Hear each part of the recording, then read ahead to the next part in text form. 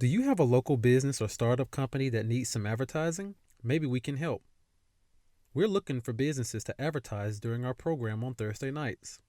Contact us at we the people channel 2 at gmail.com. We'll send you our rates and maybe we can get your commercial played during our program. Don't have a commercial yet? That's fine. We're also offering our video services. We can help get your commercial made for an additional fee and serve your advertising needs all at once. Contact us today at we the people channel 2 at gmail.com.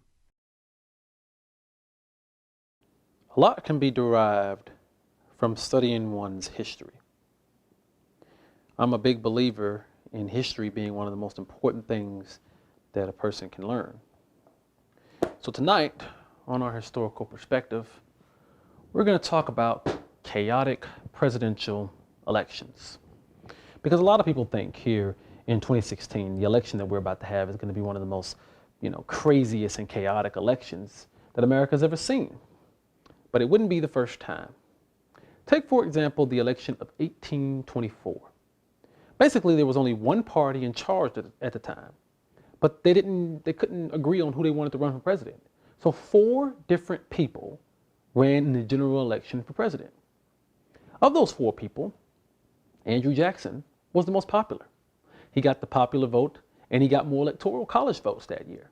However, none of the 4 candidates got a majority of the popular vote, and none of them got the electoral college votes that they needed in order to basically win. So what happened was the House of Representatives, as the 12th Amendment tells us, had to choose, who was president. And they chose John Quincy Adams, who was the son of former President John Adams. A lot of people feel that they chose him because of a agreement he made with some people in Congress. So a lot of people saw it as a corrupt and dirty move. And Andrew Jackson vowed revenge. And he got it, because 4 years later, he ran against John Quincy Adams with his newly formed Democrat Party, and he won. He became one of the most popular presidents in United States history, and you can currently see him on your $20 bill. But that wasn't the only, chaotic election that comes to mind when we think of chaotic elections. What about the election of 1912? That year, again, you had 4 people essentially running for president. This time, you had the Republican incumbent president, William Howard Taft. You had the Democrat challenger, Woodrow Wilson. You had the socialist, Eugene Debs, who ran a very strong campaign for president that year. And you also had Theodore Roosevelt. Now, Theodore Roosevelt had already been president. He served 2 terms as president before William Howard Taft, and he was one of the most successful presidents we ever had. But he didn't like the way that Taft drove the country after him. He felt that Taft was not living up to his progressive values. So he tried to run against Taft for the Republican nomination in 1912, but he failed. The Republicans thought it would be dangerous to give the nomination to a former president over the current president.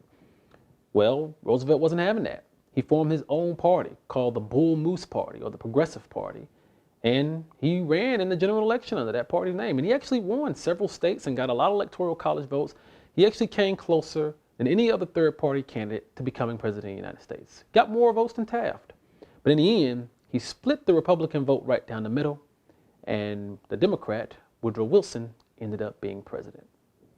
What kind of chaotic things will happen in 2016 in regards to the election? Will we see a strong and formidable third-party candidate? A lot of people believe that if Bernie Sanders doesn't get the Democrat nomination, he should run as a third-party candidate since he's an independent already.